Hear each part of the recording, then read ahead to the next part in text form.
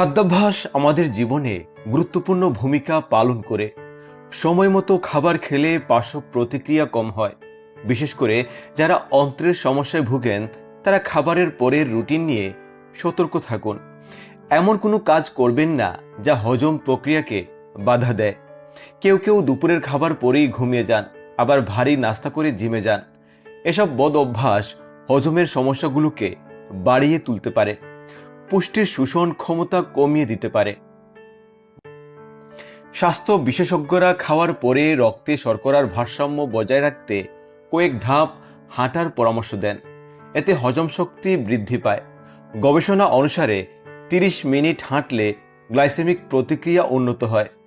পুষ্টিবিদ ভক্তি আরোরা কাপুর তার সামাজিক যোগাযোগ মাধ্যমে লিখেছেন, খাবারের পরে আপনি কি করেন সেদিকে মনোযোগ দেওয়া অত্যন্ত গুরুত্বপূর্ণ, কারণ এটি আপনার হজম এবং সামগ্রিক সুস্থতাকে উল্লেখযোগ্যভাবে প্রভাবিত করতে পারে। তবে খাওয়ার পরে কিছু জিনিস করা থেকে এড়িয়ে চলুন। কাপুর খাওয়ার পরে 5টি ক্ষতিকারক অভ্যাস থেকে দূরে থাকতে বলেছেন। এসব অভ্যাস আপনার হজম শক্তিকে দুর্বল করতে পারে। ঘুমিয়ে পড়া। অনেকেই খেয়ে ঘুমিয়ে পড়েন। খাওয়ার সাথে সাথে ঘুমিয়ে পড়ার অভ্যাস খুবই খারাপ। এর ফলে অ্যাসিড রিফ্লেক্স এবং বদহজম হতে পারে। এর পরিবর্তে কিছুক্ষণ হেঁটে নিন, এতে আপনার খাবার দ্রুত হজম হবে, ঘুমও ভালো হবে।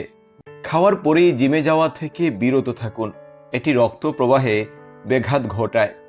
আপনার ব্যায়াম করতে কষ্ট হবে, তাই আগে কিছুক্ষণ হেঁটে নিন, এরপর জিমে গিয়ে যোগদান করুন। চা বা কফিতে ক্যাফিন থাকে, এগুলো আয়রন শোষণ ক্ষমতাকে বাড়িয়ে দিতে পারে। শরীরে খনিজের ভারসাম্যহীনতা দেখা দিতে পারে।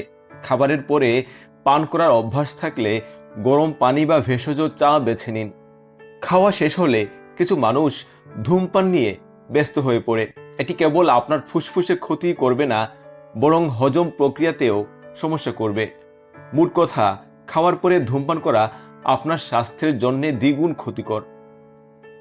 ফল পুষ্টিগুণে ভরপুর, তবে দুপুর বা রাতের খাবারের পরই ফল খেতে যাবেন না।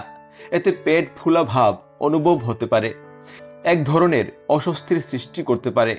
বিশেষ করে আপেল খাওয়ার আগে একটু ভেবে দেখুন।